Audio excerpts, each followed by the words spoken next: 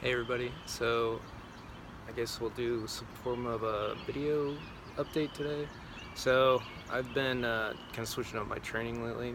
So now I've been focused more on um, some weights and actually gaining some strength.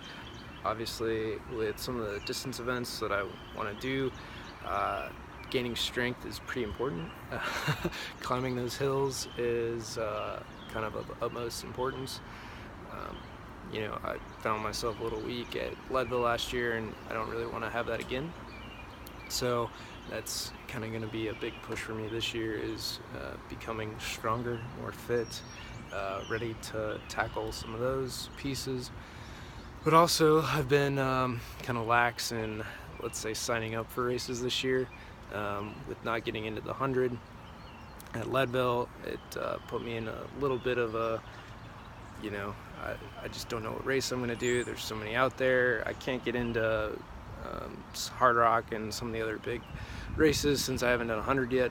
So it's finding one that fits and that I really want to do. So what I have signed up for is Berkeley 50K I think it's in August or September, I think August. So do 50K out there. It'll be, I don't know what I'm going to backfill it with between now and August in that race, but I haven't done a race out in California yet, so I think that'll be cool. I'm kind of going to skip from Colorado all the way to the West Coast.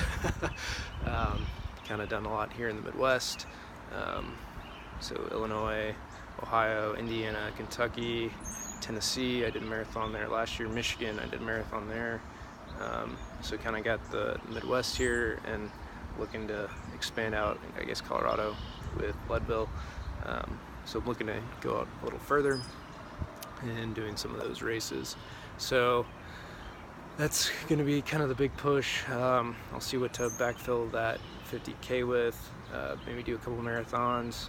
Don't know which events yet. I don't know. I've got some time to figure that one out. Really, my training has been kind of lackluster on distance right now. I could probably go out and run, 2-hour half marathon, 4.5 probably on the marathon, maybe, down from my 4:15 last year, which fastest I've run. So I really haven't done the distance training like I had last year leading up to Leadville, which really propelled me through Leadville. But again, it's all mental, right? It's how much we're out there, getting out and training. So, but I've kind of turned some of my focus to weights and pushing a little bit on that right now. But it's all a mental game. It's really interesting reading about running and what people are doing. I just bought Rich Roll's updated book, Finding Ultra, which kind of would inspire me to name this blog Getting to Ultra, because I'm never going to get there, right? There's always more races, bigger events, more things to do, but it's all in that pursuit of getting there and how we get there. That you got to be kind of happy through, the day-to-day and understanding, what's going to get you there. And something I've been doing a lot better with lately. Now that it's kind of springtime here in Indy is really nice. I've gotten to be a little happier now that the weather's turned, and as you can see, I'm in some short sleeves. So running outside is actually nice now versus bundling up in the winter, which just makes it a little tough. So I've just enjoyed being out in the sunshine and getting some sun in, some good vitamin D. I even took a trip to Florida last weekend just to soak up some sun. It's been really nice. So also why I go to Maui in January is really for some sunshine or take a trip someplace warm. This year we went to Maui. Last year it was Cancun, so kind of just depends on the year. Don't always go to Maui every year, but love it there. Really just you know, gotta have the training that's right for you and the events that are right for you, and to perpetually do races. I think for me anyway, it's kept me kind of focused, kept me, you know, I'm always going out there, I'm always training, I got something close, something that I know I need to, you know, go out and run for a couple hours on the weekends, or, you know, run during the week. So having those races there has always been me, and always that stretch. Like last year was pretty awesome, and getting into, or doing Silver Rush, and then I backfilled it with a ton of marathons and doing back-to-back weekend marathons, and all those pieces I think are pretty fantastic. It really kept me going and motivated, and, you know, at the end of the year with Monumental here in Indy, I ran the best race of my life. So knocked, I think over the year, I really knocked like a full hour off my best time. Well, 4:50 down to 4:10, so 4:15, something like that. So I knocked 40 minutes off my best time, and over the year I think I started maybe a 5:10, 5:15 might have been my best. Like on the year, it was Monumental, I think, a couple years ago that I ran that 4:50, so I effectively knocked an hour off like this year, which was great to have. you don't knock those off all too often, so it was pretty cool to actually do that. And you know, through training, through all this, going back to Rich Roll's book, so like he talks about like kind of his journey, where he's come from, where he's going, you know, what has made him successful in his running. And I mean, it's really a passion to get out there and run. Kind of the diet that he's gone on, which for me, more vegetarian, more whole food, plant-based type diet. I still eat eggs. I'll still, like, I have nothing against meat. Like, I'll still munch on some pork or beef or whatever. I don't, you know, I don't do it that often, but I'm not opposed to it. But really, for me, it's been a performance thing. Grew up on a farm, and, you know, we had animals. I'm not against, like, you know, killing some pigs or cows and eating them. They're still tasty, but really for me it's been a performance deal. I've lost, right now I'm 178, so my highest was 210, and really when I kind of started this I was at 200 pounds, so I've lost and pretty much kept off 22 pounds. I've gotten down to like 172. I'm up a little bit right now. Part of that's the training cycle. I've just not been training as much, but really kept it in a pretty good 5-pound range, 172 to 178, 180, so 8 pounds, 10 pound range, between 170 and 180 has been my weight. So I've really been able to kind of maintain that by sticking with the whole foods, plant-based diet. So a lot of salads, a lot of just veggies, beans, guac, rice. And what I've noticed too is that I have more energy. So like I feed everybody pizza for lunch, and then see how their energy levels are come like 2-3 o'clock, which was great for like 5-hour energy. Like you need that boost, you need that kick, but it was really because people ate shitty food for lunch. And then I found when eating salads or something like that, I don't have like that crash. I have enough sustenance where I'm not hungry, that hangry thing, which is totally a mental deal. You can get past that. I've gone on 3-day fasts. It's all mental, how you deal with it. Don't get me wrong, I'll get to hangry, but I'm not, you know, one of those people that like, oh, I need food and need food now, and I can go all day without eating. It's totally a mental deal.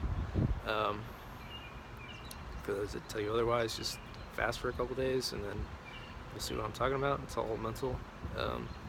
So in doing the whole foods plant-based piece, I found more energy levels. I mean, when I fueled for Leadville, it was all coconut water, some bananas. I had some Raga fuel at the end because I ran out of water and coconut water.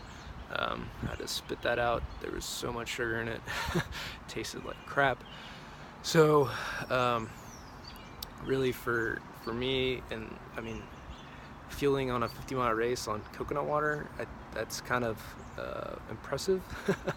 You know, people are like, oh, you must eat or stop or do all this stuff, and I'm like, no, just had some coconut water for the entire race. You know, no big deal. So I think, you know, nutrition is something that most of us have been kind of misled on.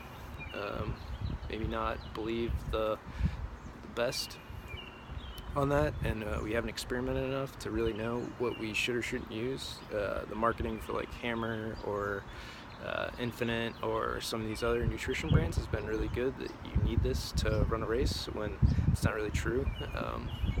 You know, people have been running for a long time and you can do it, especially if you get to like fat adapted states, you know, where you don't need that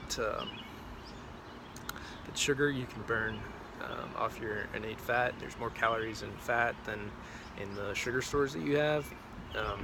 So it's a lot of kind of stuff that Rich talks in his books. Scott Jurek kind of talks about it in his what is it? Eat, Sleep, Run, or Eat, Run, Sleep, Repeat, or Eat and Run. Eat and Run, I think is his book. Scott Jurek. He just came out with North about his Appalachian Trail run, breaking that record, and someone broke it like 2 days later, or a little while after Scott did, but I haven't read North yet. But some of those other books, like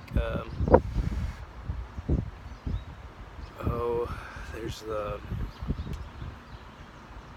Barefoot Runners, I'll think of it, but you know, in those books, talking the Tarahumara Indians in Mexico and how they're just fantastic ultra runners. So some of those pieces too, and what they've eaten, and it's a lot of chia seeds and water. Again, all plant-based. It wasn't like they were munching on a pork rind or a turkey leg. Like, that's just not what you do.